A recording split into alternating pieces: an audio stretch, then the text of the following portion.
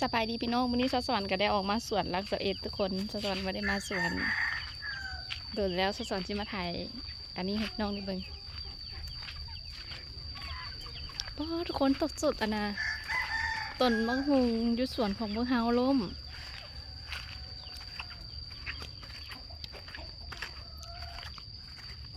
มีป้าคนมะฮุงเป็นลายเสียดายทุกคนตรงไหมมะฮุงเป็นมาเต็มต้นมันลมฟ้าลมพลตกมะฮุงก็เลยลมต้นไม้ก็ลมหลายเติบทุกคนไปย่างเลาะส้มสวนน้ำซาวสวรรค์จ้ะไปตอนไปบ่อนที่เก่าๆทุกคนมาเบิ่งน้ำน้องสะจนว่าเต็มน้องแล้ว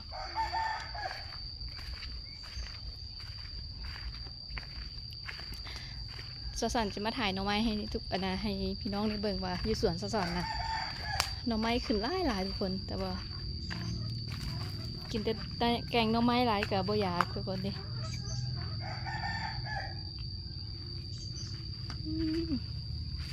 อันนี้เป็นหน่อบงหน่อบงหวาน1 หน่อนี่ทุกคน1 หน่อ2 หน่อ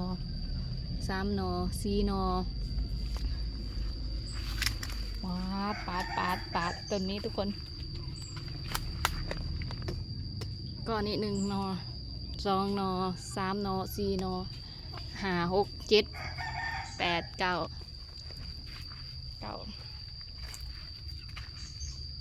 10ทุกคนหน่อหลายเลย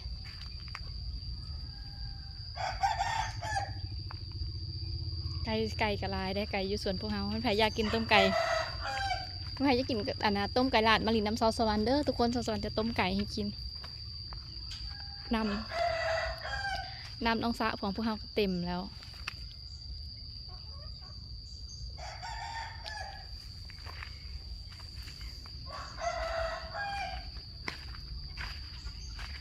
สวรรค์กับสิออกไปลินน้ำมูสวรรค์ก่อนสวรรค์จะให้มูสวรรค์พาไปเลาะสวนพี่น้องมีตะกบยุสวนสวรรค์มีกบ2 ตัว 3 ตัวทุกคน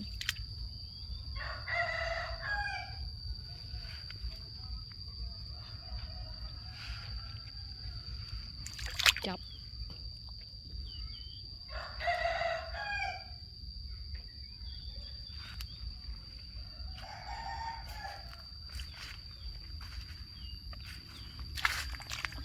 กบสวรรค์หลาย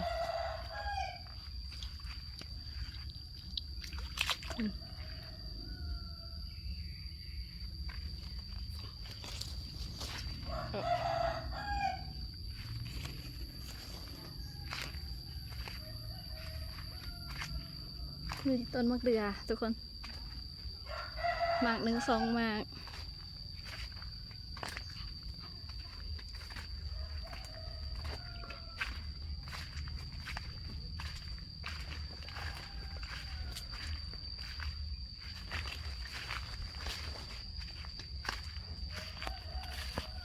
วันนี้สวรรค์กันเลยมาเลาะสวนอยู่รักษาเมืองธานาดป่ะอันนี้เพิ่นกระปูเขาทุกคนแต่ว่าส่วนเพิ่นนี่ก็สมบูรณ์แห้งเลย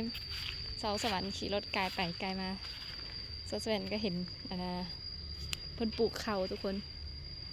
แล้วก็มีมังนัดโดยเด้แล้วก็มีครบทุกอย่างเพิ่นปลูกมีหอดป้าบังรู้ป้ามันเป็นหมากได้ไหมโอ้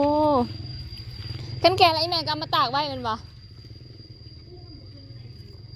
แก่ตะเวนเพิ่นกระปลูกสวรรค์กาขี่รถไกลไปไกลมานี่อันนี้ก็ต้นเขาทุกคนเพิ่นเฮ็ดสวนเขาอุดมสมบูรณ์ดิเฮ็ดข้าวไห่ครบมือเนาะมีต้นมะม่วงต้นมะพร้าวมีต้นเขา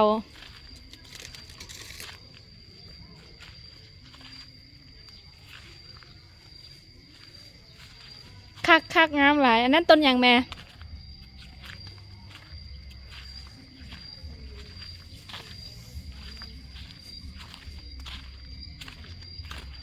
อืมกินกับอันน่ะสลัดจีนบอกหรือสลัดนั่นแหละทุกคนอื้อหือ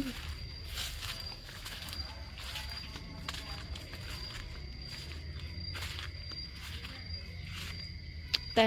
ตัวคนจำเนื้อเขาจะมีกล่องฟืนไว้เขาจะดังเขาจะบ่ใส่ถ่านคือเฮาทุกคนเขาจะก็สิใส่ฟืนอันนี้กับต้นมันสารพัดสวัสดิ์ที่บ่ว่ามันเอียงอู้คักหลายอันนี้คือเก็บกล่องฟืนเอาไว้ใส่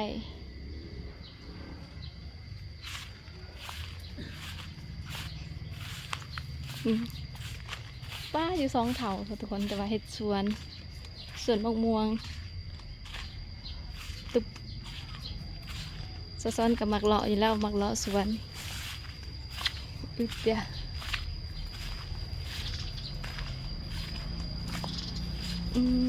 ไม่ยังอันนี้ปลากบสิบ่ะใช่นี่ทุกคนเห็นครัวเจ้าก็จะใส่พื้น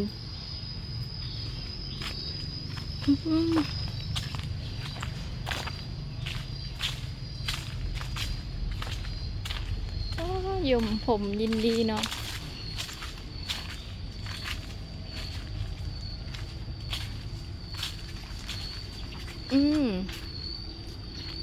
อันนี้คือบ่อปลาน้อย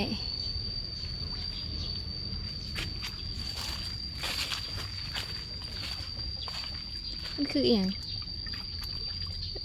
ตัวกบลูกกบตัวกบน้อย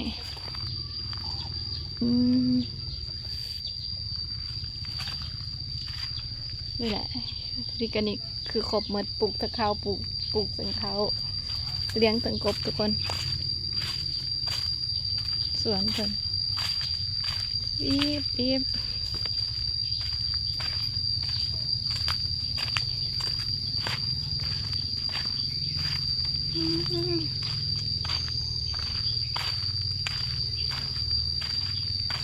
แมงแก้วมังกร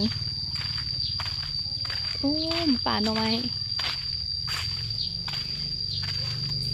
คอกเป็ดคอกไก่ป้อยเบิ่งหน่อไม้เพิ่น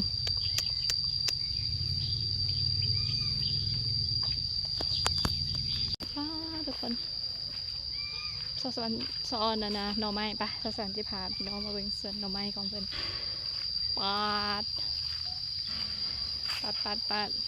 ทุกคนมาเบิ่งหน่อไม้ดิป้าอ่อนซ้อนทุกคนอ่อนซ้อนเป็ดอ่อนซ้อนไก่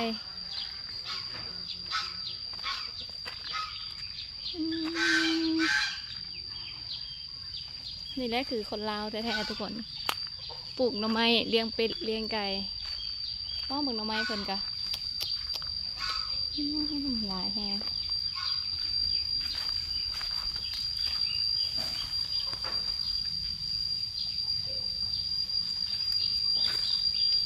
ที่เขาสำจีกินสำจีขายบ่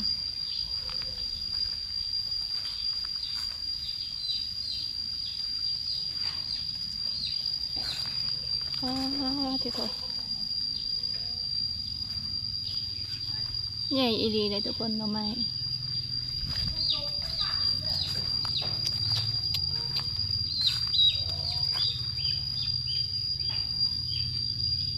ความใหญ่ที่เขาเป็ดไก่จะสอนแต่หน่อไม้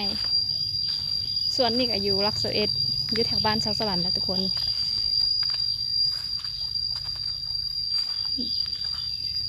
รัก11เมืองบ้านฐานาดเมืองใส่ธานีนครหลวงเวียงจันทร์สูงความใหญ่ว้าวมีตัวกระต่ายน้อยนี่ว้าวสวยจังเลยเด็ดดีกระต่ายน้อยเด็หน่อไม้เข้าก็ได้ก็มีแต่นอทุกคนอยากเรามาเอาเด้อ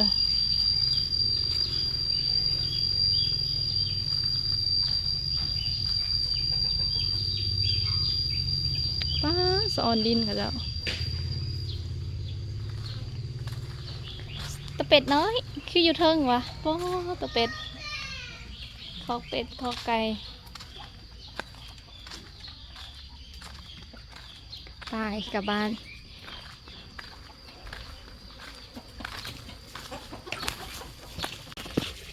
เป็นให้เป็นว่า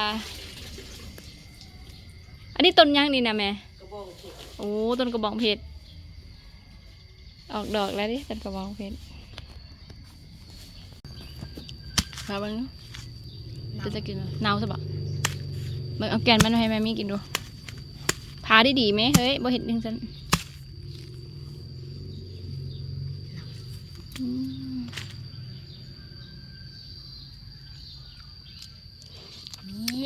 หวานดูทุกคนป้าหวานแหงพาอีกเลยลูก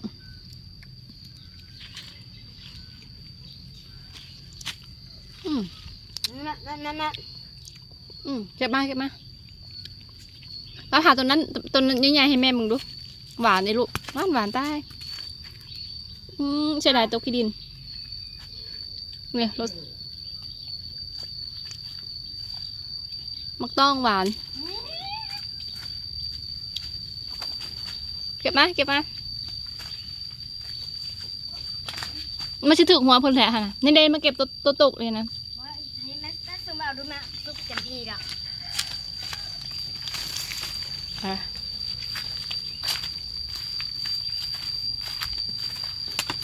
โบแมนสุกแล้วบ้านนี่สุกแล้วบุ้งแม่ส้มเหลืองอะสุกบ่พากินไหมให้บอกกันหวานมานั่งพากินหวานลูกมาลูกไปแล้วทงย่างมาปะ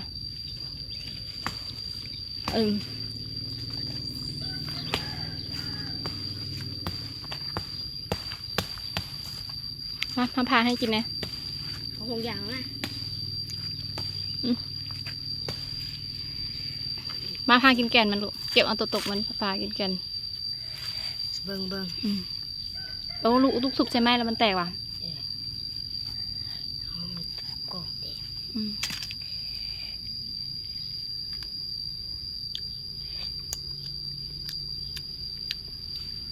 จับบ่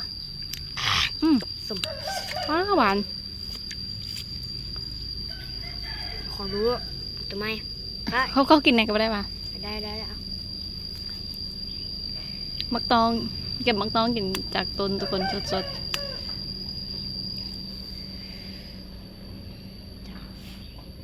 ป้าเบบังยุงกัดอีแม่นะยุงหรือผมเป็นยุง2-3 ตัวluôn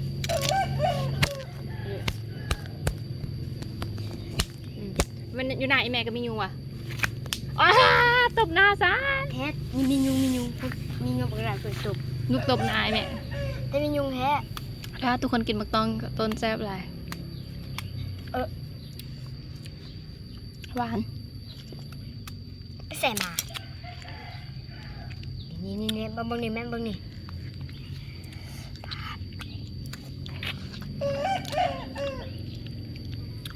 กลืนแล้วบอกกลืนทุกกลืนอยู่ดีๆไม่สิตบยุงให้มันหนีละกัดเอาท้องลูกเก็บเจ้าส่งไปเอาส่งมาใส่เนาะ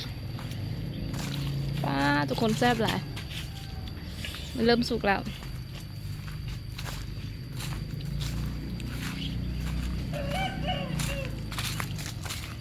ทุกคนคลิปนี้ไม่ได้เห็นคลิปของสวรรค์กะ